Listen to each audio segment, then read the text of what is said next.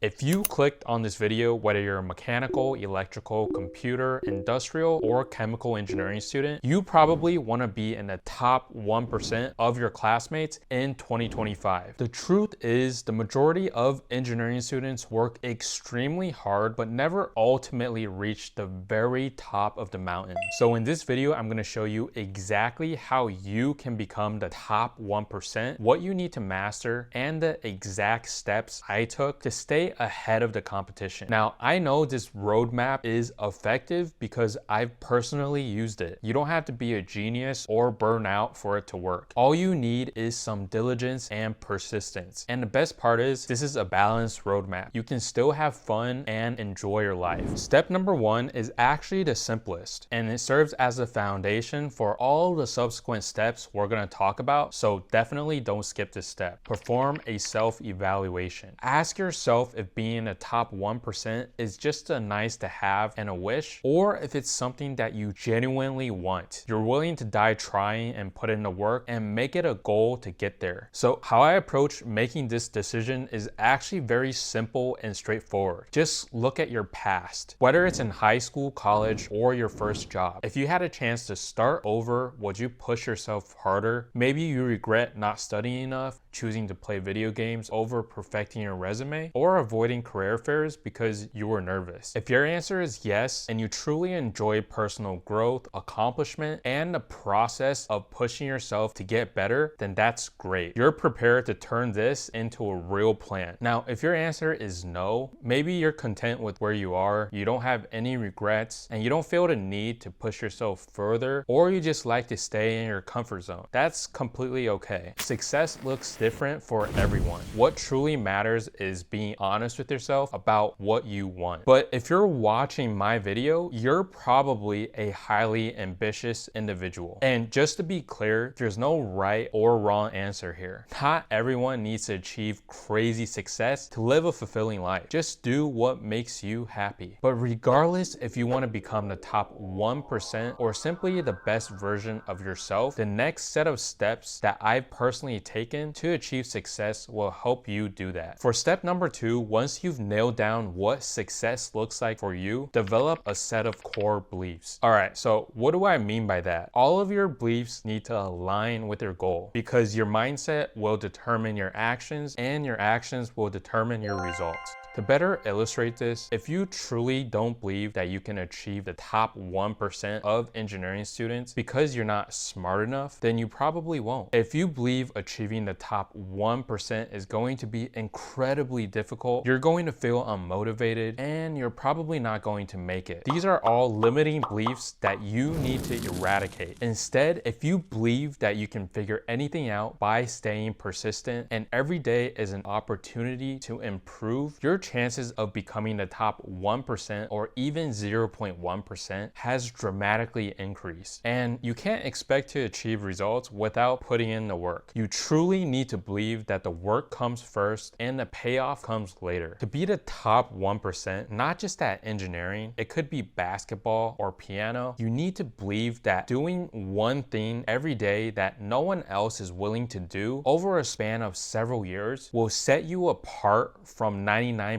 of the competition. Even if it's doing something simple or small, you probably won't be able to tell a difference after a week, but after a month, you'll be uncommon. After a year, you'll be special. And after several years, you'll be light years ahead and legendary. And this can be applied to any goal. It could be building a website to get your projects and accomplishments seen by employers, or practicing advanced surface modeling in SOLIDWORKS. Now, once you've established a set of core beliefs, you need to understand the law of supply and demand. So if we think about becoming the top 1% of students as a game, let's say there are 100 levels, and each level gets progressively more challenging. With hard work, you can probably clear the first 90 levels, but the last 10 levels are where most students get stuck and require a sound strategy. One of the keys to making it past these levels is to identify which skills are high in demand and low in supply, and focus on relentlessly mastering them. This is where you separate yourself from 99% of students. But how do you determine what these rare skills are that employers professors look for in fresh grads. Sure, you can try and Google or ask ChatGPT, but there's always going to be a level of speculation. A much better approach is to go directly to the source. This could be prospective employers, students who have landed internships or full-time job opportunities, and professionals in your field. I discovered this method by accident as a freshman at Boston University while attending my first engineering career fair. Talking to a bunch of companies like General Electric, Rockwell Automation, Saint-Gobain, and Applied Materials, I learned exactly what skills they were looking for. Some companies told me straight up, we're looking for candidates experienced in SolidWorks, Lean Six Sigma, sensor design and testing, or something very specific like designing high volume die-casted parts. Other companies were a little bit less direct and asked me interview questions on the spot. Through these conversations, I started to see patterns and which skills were in demand across industries. So go to networking events, attend resume critiques, join engineering clubs, do internships, and talk to professors outside of class. After hundreds of conversations, you'll develop an internal map of the key skills that matter most, separating the must-haves from the nice-to-haves, and most importantly, identify those rare technical skills that most students lack. What I learned is that for mechanical engineering students, design for manufacturing and assembly, numerical simulations, and systems thinking are 3 skills that are considered high in demand and low in supply. Many students have a basic understanding, but few actually graduate with advanced proficiency. You should combine this list of skills with the skills that appear in job postings on LinkedIn of companies you're interested in. For example, if you're into aerospace, focus on companies like Boeing, Airbus, SpaceX, Safran, etc., and identify the recurring skills. Once you know what's in demand, all you have to do is become proficient at those skills. Now, step 4, I would say, is the most important if you want to become the top 1% of students. Take a holistic approach. What that means is you need to think big picture. For 99% of students, their entire field of vision is just classes. They don't know how to step back and zoom out to see that there's other things like research, there's internships, clubs, networking events, talking to professors, all of these things. It's pretty obvious that the top 1% of students don't just study and get good grades. You have to realize that there's only 24 hours in a day and you can't be perfect at everything unless you're a prodigy or genius. So you need to sacrifice time from one area to gain advantage in another. Like in undergrad, I took dynamics class where literally all the professor did was derive equations, and I really didn't have anything to lose by skipping class. Attendance was only worth 7% of our final grade, so I took the loss and only showed up to class to take exams. By skipping this class twice a week, that freed up 4 hours from my schedule to attend industry networking events and work on my research projects, which eventually led to me securing an internship. The key is to know what are like the top 5 factors when it comes to achieving your goal, and based on those 5 factors, know when to zoom in and focus and when to zoom out and see the bigger picture. Now, before we continue, one of my favorite platforms that aided in my development and helped me become a top engineering student was Brilliant, the sponsor of today's video. It helps you get smarter every day with thousands of hands-on lessons in math, physics, data analysis, programming, and AI. Brilliant breaks problems down using a first principles approach. Their lessons develop problem-solving skills by allowing you to experiment with concepts. This method is proven to be 6 times more effective than traditional lecture-based learning. Brilliant's lessons are crafted by professors, researchers, and professionals from MIT, Caltech, Microsoft, and Google, so you learn from the best. Brilliant boosts critical thinking through active learning, not memorization, so you become a strong problem solver. It also builds the habit of daily learning, essential for both personal and professional growth. One of my favorites is Brilliant's calculus course that develops your mathematical intuition with visuals and brings core calculus concepts like derivatives and integrals to life. To try everything Brilliant has to offer free for a full 30 days, visit brilliant.org/engineeringgonewild or scan the QR code on the screen, or you can check out the link in the description below. You also get 20% off an annual premium subscription. So everything we talked about so far is more centered around yourself, but the 5th and last step is more about your environment. Surround yourself with the right people. You probably heard the saying, you're the the average of the 5 people you spend the most time with. And it's true. If you expect to be in the top 1%, you cannot be hanging out with people in the bottom 50% who are just coasting through. They don't have the same goals as you. They can't give you any helpful advice because they don't know what it takes. It's very likely that their bad habits will rub off on you and negatively affect you in some way, shape, or form. Instead, you need to surround yourself with students and friends who you look up to and who have the results that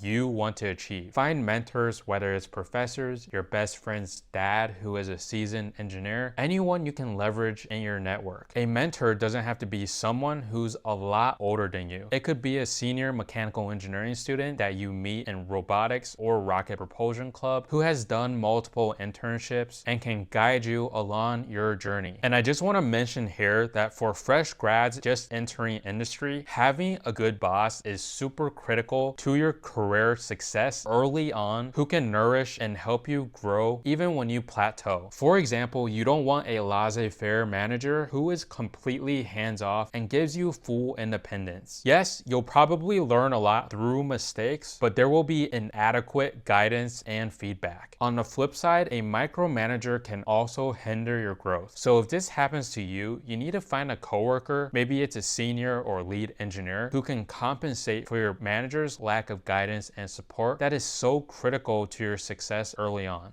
If all else fails, stay for a year to gain relevant experience and keep your eye out for better opportunities. At the end of the day, success looks different for everyone. There's no right or wrong path, and there shouldn't be any self-judgment in how you define your journey. What matters most is that you're making choices that truly align with what makes you happy. But no matter what our goals are, we should always strive to be the best version of ourselves so that years from now, we can look back and have no regrets. So whether you're aiming for the top 1% or you just want to do things that make you proud, have a plan and follow the steps that we outline in this video. Remember to have fun and enjoy the process of getting to the top of the mountain. That's super important. All right, guys, that's it for today. As always, thank you so much for watching. If you found this video helpful, be sure to check out my video here where I share my journey of how I went from a failing to a top mechanical engineering student in university, and I'll see you in the next one. Peace.